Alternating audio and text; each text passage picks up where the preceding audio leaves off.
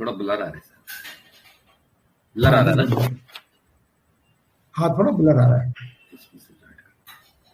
Phone में connection आ नहीं रहा है। कोई बात नहीं।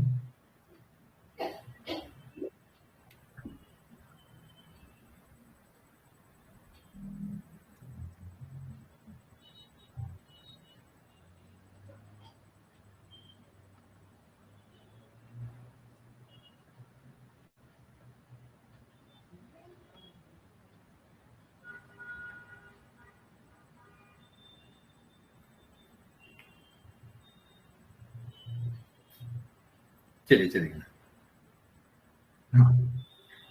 तो आज हमारे सबसे most senior and respected mentor doctor Manoj Jaiswal sir का बर्थडे। तो हमारी तरफ से, पूरी फैमिली की तरफ से, हम सब की तरफ से सर को बहुत ढेर सारी शुभकामनाएं, और भगवान सर को बहुत लंबी आयु दे, और ऐसे ही सर हमको हर संडे सिखाते रहे। जो मैं सर को जब तक पहचानता हूँ तो 2013 से मैंने व्हाट्सएप ज्वाइन किया था, फिर टेलीग्राम आया, तो एटलीस्ट 2013 से आज 12-13 साल हो गया। तो ऐसा एक भी संडे गया नहीं कि सर ने संडे का शेयरिंग जो मिस किया है। और चाहे कोई भी कंडीशन है, कितना भी बिजी है, लेकिन संडे सर का मस्ट है। अभी हम लोग को भी ऐसी आदत हो गई कि जब तक संडे सर का केस नहीं रहेगा तो ऐसा लगता है कि कुछ अधूरा रह गया है। तो ऐसे ही सर से हम अपेक्षा रखते हैं कि भगवान उनको बहुत सारी लंबी आयु दे और हर संडे को हमको सिखाते रहे। सर एक सॉन्ग बजाता हूँ, एक शेयर करता हूँ सर। जरूर।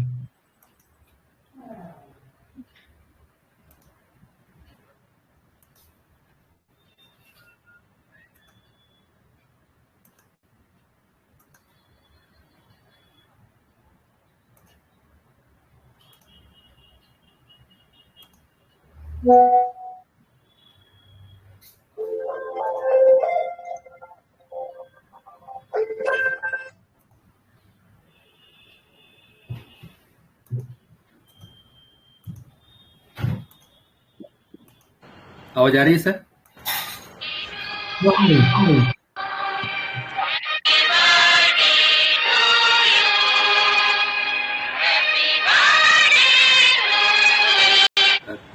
Jaiswal sir,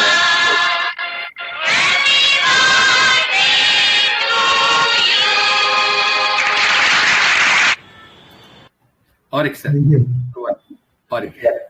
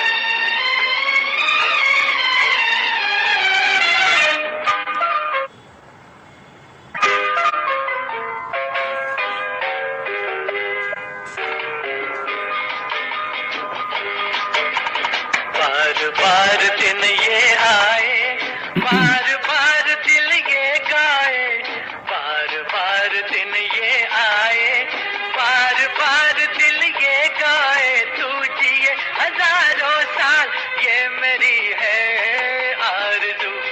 happy birthday to you, happy birthday to you, happy birthday to दिन ये आए, बार दिल ये आए। तू जिए हजारों साल, ये मेरी है आरज़ू।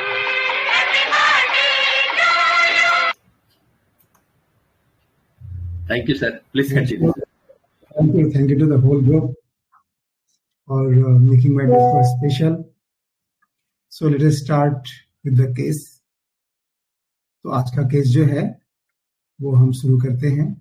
और ये बहुत पुराना केस है मेरा। तो ये काफी पहले आया था मेरे पास।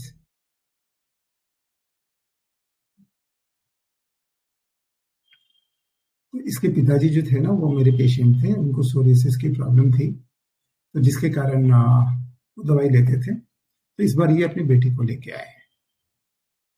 फिर हो सकता है कि नेक्स्ट संडे इसकी माँ का भी केस में दिखाऊं, संभव हुआ था, लेकिन उसके जो केस का वीडियो नहीं मिल रहा, इसलिए मैंने उसको छोड़ के फिर इसको मैंने लिया, लेकिन वो मिल गया तो दिखाऊंगा। तो इसकी उम्र जो है अभी 22 साल की है और इसको प्रॉब्लम हो रखा है, लिचेन प्लानस हो रखा है, जो कंफर्म किया गया है बायोप्सी रिपोर्ट के बाद। तो आते उसने जैसे दिखाना शुरू किया कि उसके पाँव के जो इरप्शंस हैं, जो आप लोगों ने फोटो देखा होगा, उसको दिखाना शुरू किया उसने। तो पेशेंट बोला कि मैंने इसकी बायोप्सी की थी, रिपोर्ट लेकर आई हूँ, यही वाला सबसे ज्यादा है, इसके अलावा एक और भी है।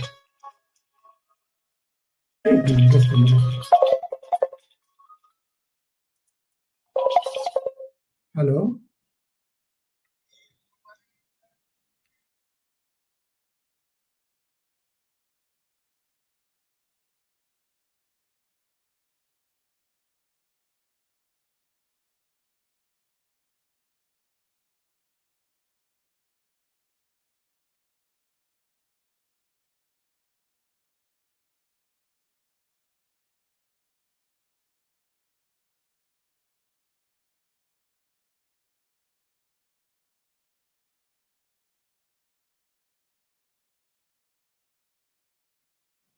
हाँ, तो मैंने पूछा कि ये कोई चोट वगैरह के कारण से तो नहीं हुआ? मैंने कि नहीं, अपने आप ही हुआ है। मैंने कि केवल एक ही है या और भी है? मैंने एक और भी है, वह लेकिन दूसरी तरह का है। तो उसने उसको भी पूरे वो जीन्स को, पैंट को उठा के घुटने तक उठाया, ऊपर उठा के उसको दिखाना शुरू किया उसके। तो इसके पिताजी ने बोला कि जब ये क्लास 2-3 में थी, तो उस समय कटहल का जो ऊपर का जो छिलका होता है उसकी तरह का था, यानी वो जो होता है ना, वो कटहल के छिलके जो होते हैं, स्पाइक्स निकले होते हैं, उस तरह से खुरदरे थे। तो उस समय जलपाईगुड़ी में एलोपैथिक डॉक्टर को दिखाया था। तो मैंने पेशेंट से पूछा कि इसको लेकर तुम्हारे क्या असुविधा होती है? तो पेशेंट ने, एक तो दाग हो रखा है और बीच बीच में ड्राई होने पर खुजली आती है। तो मैंने, दाग से क्या दिक्कत हो रही है?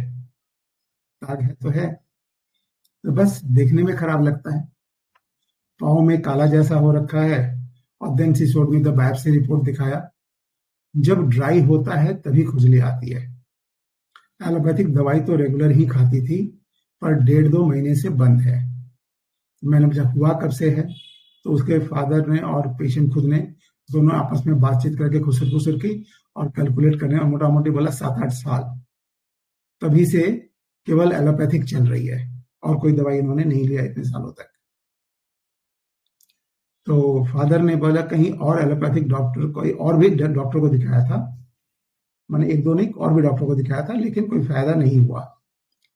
तो पेशेंट ने फिर बोला अचानक कि मुझे ब्रेस्ट में लंप हुआ था, इस कारण से उसकी दवाई जो चल रही थी उसे 1.5-2 महीने से बंद कर रखा है। तो मैंने पूछा कि लंप क्या बिल्कुल ठीक हो गया है? नहीं, पूरी तरह से तो नहीं ठीक हुआ, पर उन्होंने 1 महीने की दवाई खाने को कहा था। मैंने, तो यह ड्राई होने से खुजली आती है? खुजली भी आती है। तो फादर ने बीच में बोला कि और खून भी गिरता है खाज करने के बाद। तो मैंने पेशेंट से कंफर्म किया कि क्या ऐसा होता है? बोला कि नहीं, ब्लड नहीं निकलता। उसने पिताजी को पूरी घूम के बोला कि नहीं, ब्लड नहीं आता, केवल खुजली आती है, थोड़ा बहुत कभी कुछ हो गया तो अलग बात है।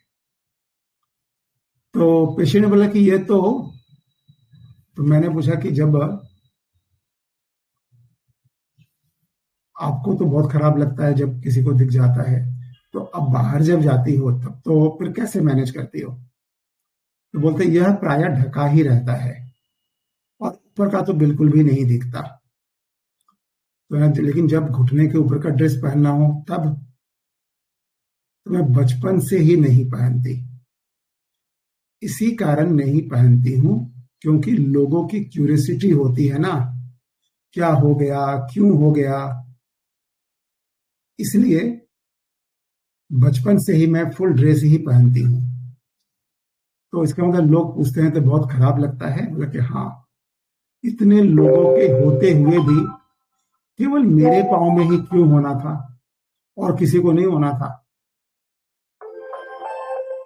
तो मैंने बोला कि ठीक है, स्किन की प्रॉब्लम घर में सभी को है।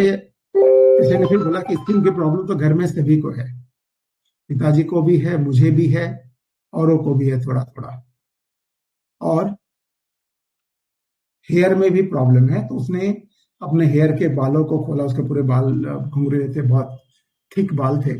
उसने खोल के पूरी अच्छी तरह से दिखाया झुक के कि देखिए यहाँ पर बाल नहीं है। तो मैंने देखा एक छोटा सा स्पॉट था, एक कॉइन जैसा राउंड स्पॉट था।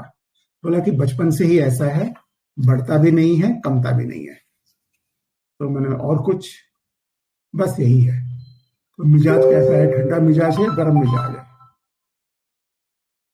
मैं शॉर्ट टेम्पर्ड हूं, गुस्सा जल्दी आता है। बोले क्यों आता है? बस आ जाता है, मतलब थोड़ी सी सोचने लगी, कुछ भी उल्टा पुल्टा देखने से मिजाज गर्म हो जाता है, मिजाज ठीक नहीं रहता, मन के अनुसार कुछ ना हो तो। पर इसका मतलब यह नहीं कि धैर्य नहीं है, एसेंस है। तो फिर क्या करती हो आप? तो मेरा क्वेश्चन था कि गुस्से में क्या करते हो। इसने क्या बोला कि अभी मैंने ग्रेजुएशन कंप्लीट किया है और अब कंपटीशन की प्रिपरेशन ले रही हूँ। क्योंकि इसको लेकर भी टेंशन रहता है क्या, जो प्रिपरेशन कर रही है? हाँ, देखा जाए तो यही अभी मेरा मेन टेंशन है।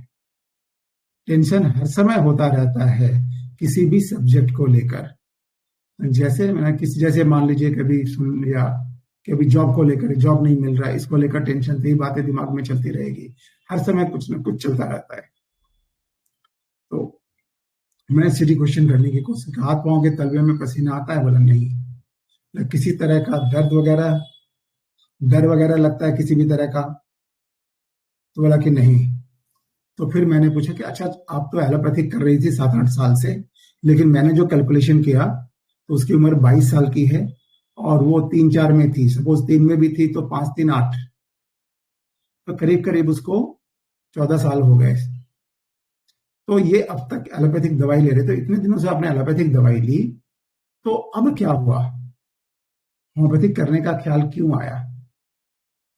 तो पेशेंट ने बहुत अच्छे से, एक तो एलोपैथी से कम नहीं हो रहा है, और दूसरा देखा कि आपकी दवाई खाकर पिताजी का सोरियासिस काफी कंट्रोल में है। तीसरा, नेट में मैंने सर्च करके देखा कि होम्योपैथी से काफी लोगों को ठीक हुआ है। सोचा आपके पास ट्रीटमेंट करके देखूं। ठीक है, दोस्त वगैरह कैसे हैं आपके? बोले कि हैं, ज्यादा दोस्त नहीं है, लेकिन जो है वो बहुत अच्छे हैं। मैं थोड़ी इंट्रोवर्ट हूं, मेरे से बहुत ज्यादा दोस्ती होती भी नहीं है, जिससे क्लोजनेस है उनसे फिर अच्छा है। तो मैंने बोला इंट्रोवर्ट क्यों है, आपको देखकर तो नहीं लगता कि आप इंट्रोवर्ट हैं? तो मैंने बोला, उस पेशेंट ने कहा कि सबके साथ बातें नहीं कर सकती और हर जगह अच्छा भी नहीं लगता, मैं अपने में ही रहना पसंद करती हूँ, बाहर आना जाना अच्छा नहीं लगता। मैंने पूछा, लेकिन ना बिल्कुल भी आना जाना अच्छा नहीं लगता, बस घर में रहती हूँ, ना काम किया काम खत्म, ना और कुछ, तो और कुछ नहीं है। फिर मैं अपना देख रहा था क्या दवाई लग सकती है। इस बीच में अचानक उसने बोला कि मैंने जो कहा ना, मुझे टेंशन ज्यादा होता है, तो यदि टेंशन कम करने की कोई दवाई हो तो दीजिए। बीच बीच में बहुत ज्यादा टेंशन हो जाता है, किसी भी चीज को लेकर थोड़ा ज्यादा सोचना, यही प्रॉब्लम है।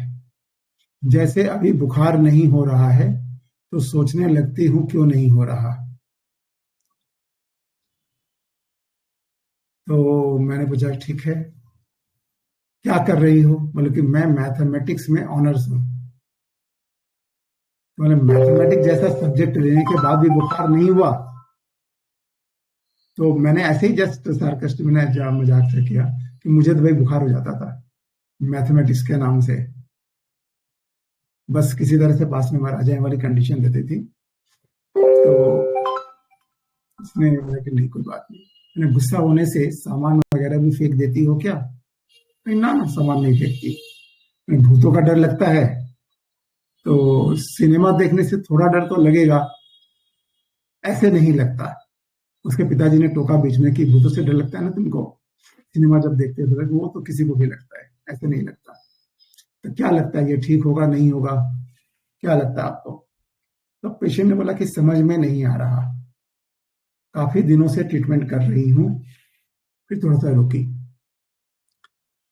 सामान वगैरह फेंक देने का मन करता है पर फेंकती नहीं हूँ। तो यानी हाथ में यदि कोई चीज हो तो लगता है कि उसको फेंक कर मार दें, तो हाँ, मन में तो आता है कि कर दें पर नहीं कर सकते। तो मैंने पूछा आप कुछ गलत बात बर्दाश्त नहीं कर सकती क्या? लेकिन हाँ, अन्याय तो बिल्कुल भी बर्दाश्त नहीं है। तो मैंने जैसे इंटरव्यू देने गई और वहां लोगों का कुछ गलत हो रहा है तब, कि बुरा लगता है पर वहां तो प्रोटेस्ट नहीं कर सकते ना।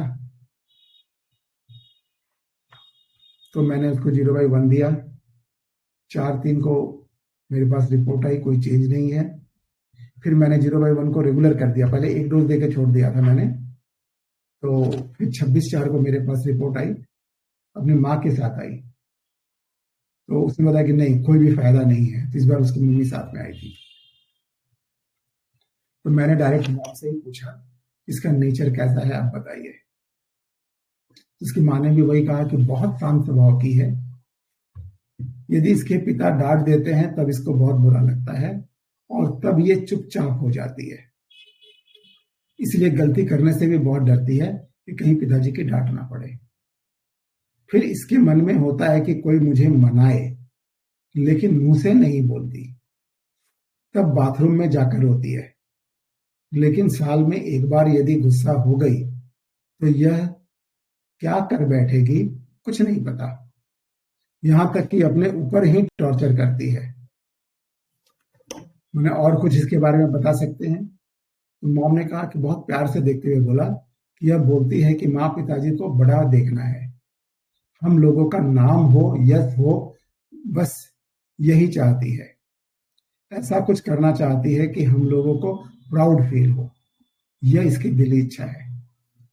तो मैंने रेमेडी चेंज की, 0/1 दिया 15 दिनों के लिए, वंस डेली। फिर मेरे पास 17/5/18 को रिपोर्ट, थोड़ी सी इचिंग बढ़ गई है लेकिन अच्छा फील कर रही है। तो इचिंग जो बढ़ी थी कुछ कारण से बढ़ी थी, दवाइयाँ ठीक से नहीं ली थी, तो मैंने 0/2 दिया, रेगुलर डोज में दिया। तो इचिंग में 8/6 को आई, इचिंग में बहुत अच्छा आराम है। डेड स्किन ऑल्सो रिमूव कर रहा है। अच्छा यहाँ मैंने लिखना भूल गया। इसके बाद मैंने 0/3 दिया। उसके बाद जो है 5/7 को मेरे पास जो रिपोर्ट आई, स्किन टेक्सचर बिल्कुल नॉर्मल हो गया है, इचिंग 3 दिनों से थोड़ा बढ़ा हुआ है। मैंने ऐसा प्लेसिबो कंटिन्यू कर दिया क्योंकि मुझे लगा कि ये जो मेडिसिन जो एग्रावेशन हुआ है इसका मतलब अब दवाई की जरूरत नहीं है, नाउ मुझे दवाई का डोज जो है रिमूव कर लेना चाहिए। मैंने ऐसा ही किया। इसके बाद पेशेंट को दवाई की जरूरत नहीं पड़ी। फिर एक दिन ऐसे मैंने पिताजी से पूछा कि भाई क्या बात है, इसका कैसा है? तो पिताजी ने बोला कि वो तो हायर स्टडीज के लिए गई हुई है और उसकी प्रॉब्लम जो बिल्कुल सॉल्व हो गई है, और उसने मेरे आपको बोला भी था कि आपको धन्यवाद देने के लिए, उसके बिहाफ में बहुत अच्छी हो गई है और आपने क्या बोले अपने खूब धन्यवाद जानिए छे। तो यही केस है। तो केस समझ में आया सभी को? कोई डाउट कहीं कुछ?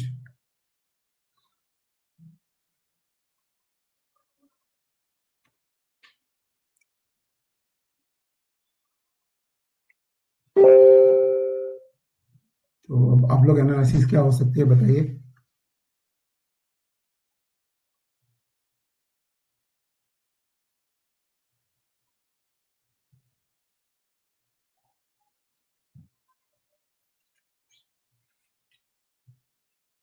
हेलो।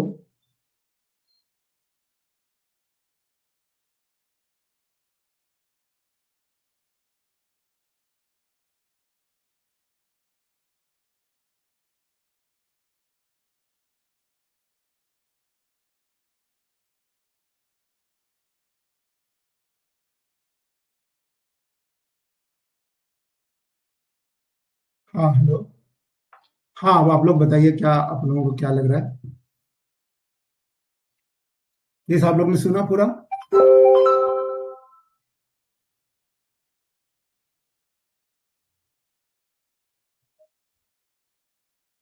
मैं म्यूट तो नहीं था?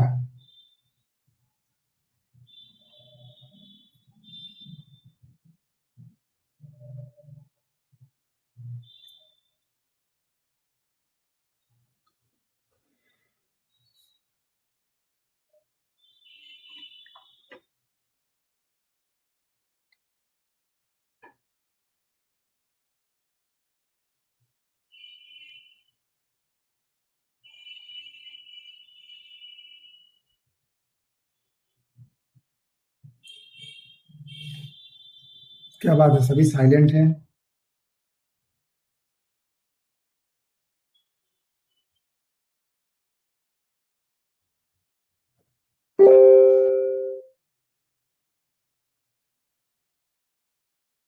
अच्छा।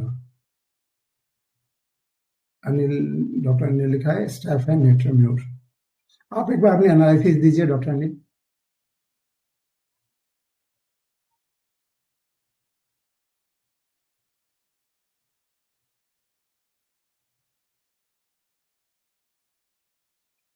डॉक्टर सोनी।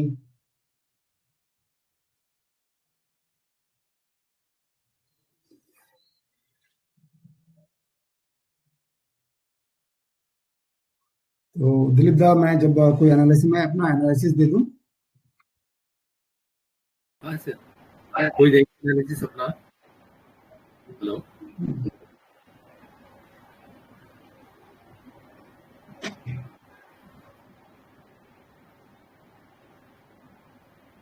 हाँ सर, दे दीजिए ना, आप भी बिजी है, ठीक जाना है। है ना बाहर। हाँ हाँ हाँ। मैं अपना एनालिसिस दे देता हूँ।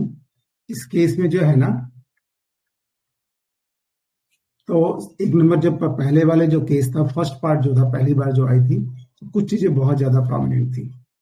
जिसमें एक तो एम्बेरसमेंट प्रॉब्लम था, उसको बहुत ज्यादा एम्बेरस लग रहा था, और एम्बेरस होने के कारण से उसे ढक के रख रही थी।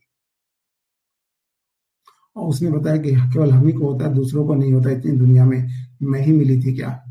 तो कहीं ना कहीं एनवी भी थी। और उसने क्या किया कि अब पिताजी को बहुत फायदा हुआ। उसने 3 कारण गिनाए कि एक तो पिताजी को फायदा हुआ है, दूसरा जो है नेट में भी पढ़ा है ना, तीसरा जो है एलोपैथी बहुत दिन तक खाली, कोई फायदा नहीं हुआ। तो इसलिए मैं सोचा कि अब एक बार देखती हूँ आपकी दवाई खाकर।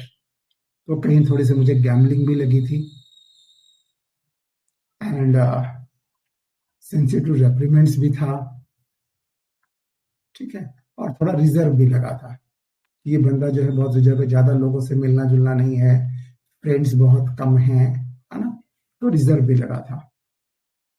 और इसके अलावा थोड़ी सी एंग्जाइटी भी है इसको, हेल्थ को लेकर, बीमारी को लेकर भी टेंशन है, ये इसको रहता भी है। तो ये सारी बातें जो थी, इसको लेकर मैंने इसको, और ये जो है दिमाग में बैठा हुआ है कि पिताजी को ठीक हो रहा है, तो कहीं ना कहीं ठीक हो सकता है। तो ये सारी बहुत सारी चीजें थी।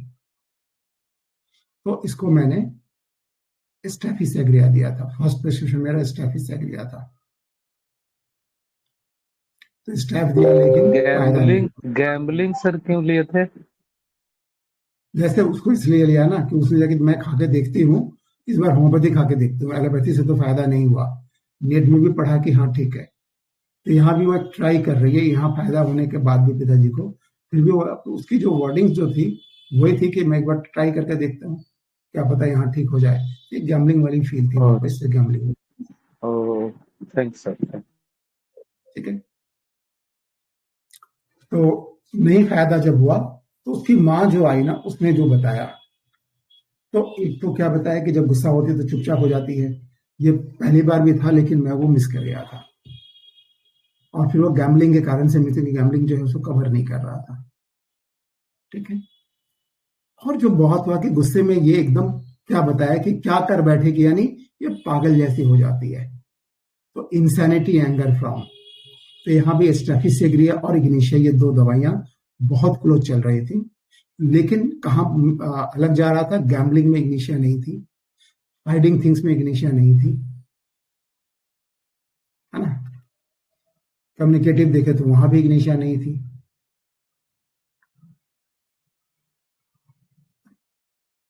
तो इन सब जगह में इग्निशिया मिसिंग थी। लेकिन एंगर, यदि हम इनको हटा देते हैं और एंगर इंसैनिटी फ्रॉम यदि लेते हैं कि पागल जैसे हो जाते, क्या कर, पागल जो होता है ना, अनरिस्पेक्ट कुछ भी कर बैठेंगे, किसी को समझ में नहीं आता क्या हो जाएगा, पता नहीं क्या कर बैठेंगे। तो यही उसकी कंडीशन थी।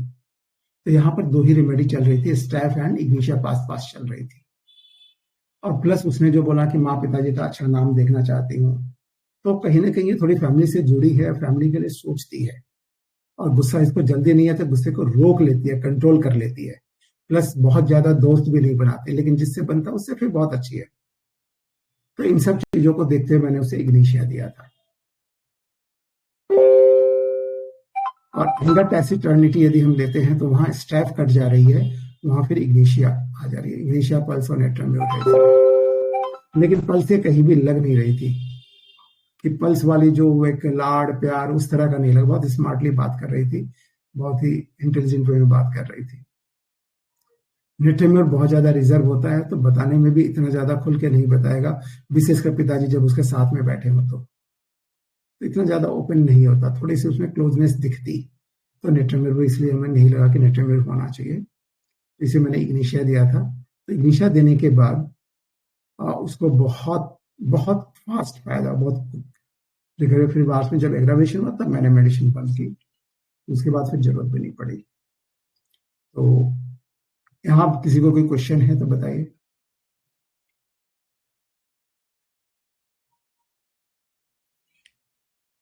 एक बार स्टेप को फिर से बता दीजिए, थोड़ा सा देखिए एक्सप्लेनेशन स्टैफ में, दीजिएगा, समझ नहीं पाए। अच्छा, तो स्टैफ जो दिया था मैंने, तो एक तो एम्बेरसमेंट पक्का था उसमें जो दिख रहा था, एनवी भी था और गैम्बलिंग लगा था मुझे।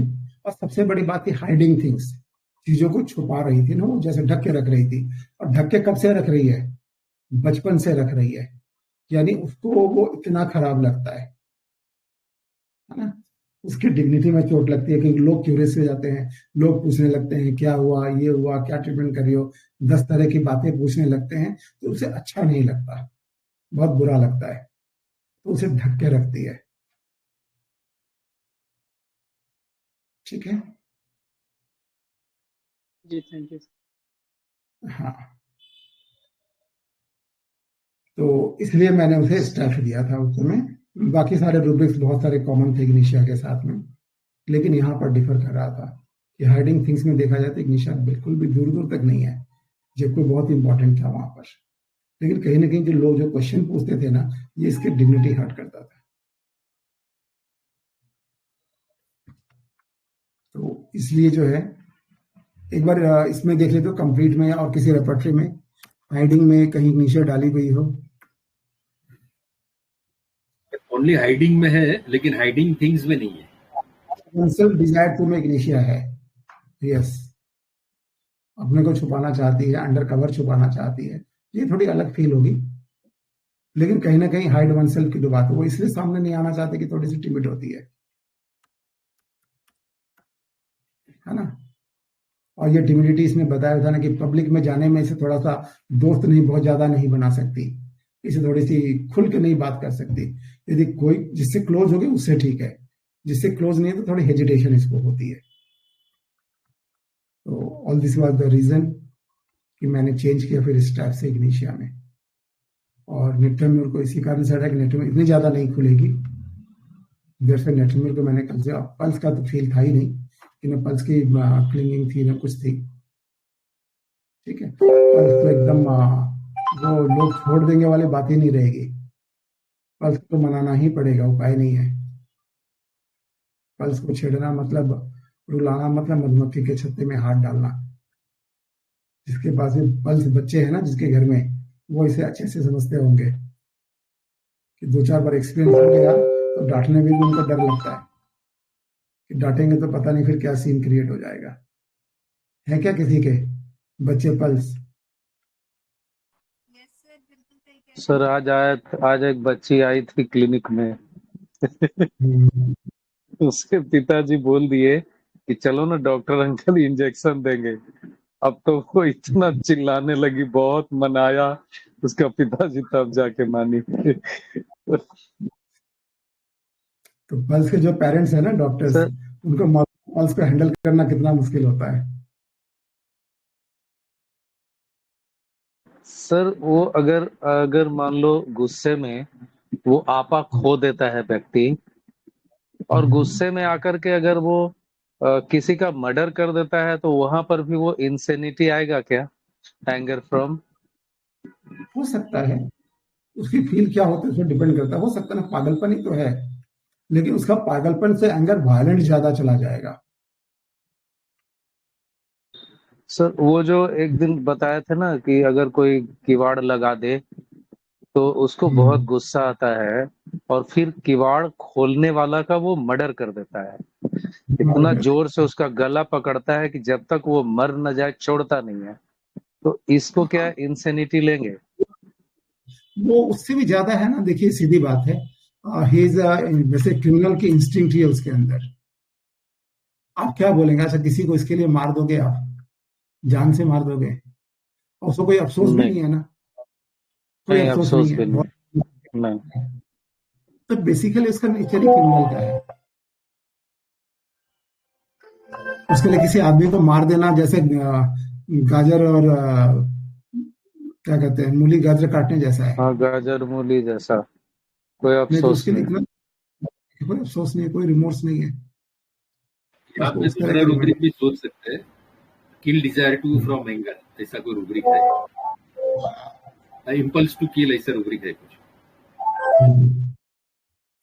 हाँ, yes sir, impulse to kill है, लेकिन वो इम्पल्स टू किल नहीं है ना, वो मार ही देता है। वो मार ही देता किल है, वो डिजायर मार टू फ्रॉम देता है। एंगर, ऐसा भी ले सकते हैं, kill desire to from anger. हाँ, एंगर फ्रॉम, ये रूब्रिक आप ले सकते हैं, anger kill with impulse to kill. Oh, thanks sir, thanks. Usually प्रोटीएस ज्यादा होते हैं। प्रोटीएस बोल के एक मेडिसिन है जो ट्यूबरकुलिन के बहुत आसपास जाती है। तो एक बार यदि कभी रिजल्ट नहीं मिले तो प्रोटीएस से देखिएगा, प्रोटीएस को पढ़ प्रोटीयस लीजिएगा। हाँ, पहली बार ये सुन रहे हैं आप, सर। प्रोटीएस जो है ये बाउल नोसोर्स में आता है।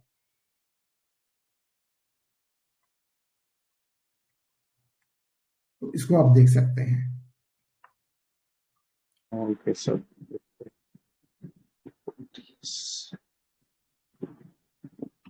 हेलो सर, एक डाउट था, पूछना था कि लास्ट में उसकी मम्मी उसकी तरफ अफेक्शनेटली देख के बोलती है ना कि ये कुछ करना चाहती है, अपने फैमिली का नाम बड़ा करना चाहती है। तो यहाँ पे मुझे थोड़ा एम्बिशन इंक्रीज लगा, इसलिए थोड़ा डाइवर्ट हो गए थे। तो हाँ, उसका मीनिंग क्या ले सकते हैं जो मदर उसकी तरफ अफेक्शनेटली देख के बोल रही है? ये अपने impulse to kill in anger. ये अपने मम्मी पापा का नाम रोशन करना चाहती है। चाहती है कि बहुत सभी लोग जाने, है ना, इसके कारण से लोग जाने कि हाँ इनकी बेटी है, इनका नाम ऊंचा हो, ये सर ऊंचा करके चले। तो यहाँ पर उसकी एम्बिशन ये है, अपने फ्यूचर से ज्यादा अपने फ्यूचर के दवा जो है ना, माँ बाप का नाम रोशन हो, ये उसका ज्यादा है, ये उसका लव है फैमिली के लिए, अपने पेरेंट्स के लिए। मॉरल बहुत ज्यादा है इनिशा में। लगता है नहीं पापा इतने खटते हैं, बुरा नहीं मानती है जल्दी से, कभी मन में लग भी जाती है थोड़ी सी बात, लेकिन जल्दी से बुरा नहीं मानती है। तो इनिशा क्या होता है कि अपने पेरेंट्स से, अपनी फैमिली से इसको बहुत ज्यादा प्यार होता है, उसके लिए बहुत ज्यादा केयर भी करता है। Thank you sir. तो ये इग्निशिया की है। यहीं पर मैंने थोड़ा सा लगा कि ये फील इग्निशिया की आ रही है। और चुपचाप करता है, ये नहीं कि शोर शराबा करे, ऐसा नहीं कि डंका बजा के करता है कि हाँ मैं तो बहुत देखता हूँ, मैं तो बहुत करता हूँ, कभी नहीं करता। इग्निशिया साइलेंटली सब कुछ करता है। सब गुस्सा भी साइलेंटली होता है, भड़कता है तो इंसानिटी में जाता है, वायलेंट में जाता है, फिर तो इग्निशिया यदि भड़क गया ना तो फिर छठी का दूध याद दिला देगा। अदरवाइज सहता रहता है, सहता रहता है, सहता रहता है, minus bear the suffering otters, बस कोई मलाल नहीं है, कुछ नहीं है, जो चलता है चलता है। ये देखिएगा एक रूब्रिक है जिसमें शायद 2 ही रेमेडी मिलेगी, cares and worries quietly. Rubric मिला आपको? Coffea and Ignatia 2 he remedy है। कॉफिया भी बहुत ज्यादा मॉरल वाली फिलोसॉफिकल रेमेडी होती है, बहुत अच्छी। कॉफिया जो है इसे बोलते हैं ना कि बहुत अच्छा इंसान जिसे बोलते हैं, वो कॉफिया है। सबके बारे में सोचना, बड़ी बड़ी बातें करना। छोटे बच्चे भी ऐसे बातें करेंगे कि बोलेंगे तो दादी अम्मा बन गई, लेकिन शराफत की बातें करती है। इसकी बातें लगेंगी कि बहुत सही है ह्यूमैनिटी के लिए, इस तरह की बातें करती है। और ईशा गलत और सही को लेके ज्यादा चलती है। गलत तो नहीं होना चाहिए, जो सही है वही होना चाहिए, मॉरल को लेके ज्यादा चलती है।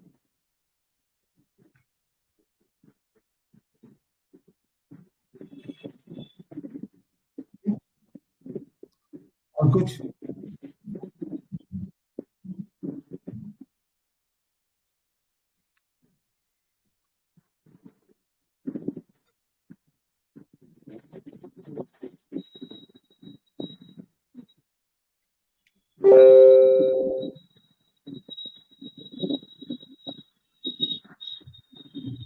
तो अभी समाप्त करते हैं, दिलीप दा समाप्त करते हैं। हाँ sir, thank you very much sir, बहुत अच्छा केस था इग्निशिया। यहाँ पे इग्निशिया, स्टेफी, पल्स, ये सब बहुत क्लोज चल रहे थे सर। बहुत क्लोज चल रहा था, नेटर भी बहुत क्लोज चल रहा था। हाँ, नेटर भी बहुत क्लोज चल रहा था। Thank you very much sir, thank you. धन्यवाद सर, बहुत बहुत धन्यवाद।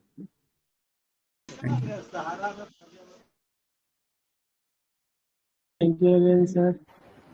Thank you Alok ji. End करें सर, और किसी को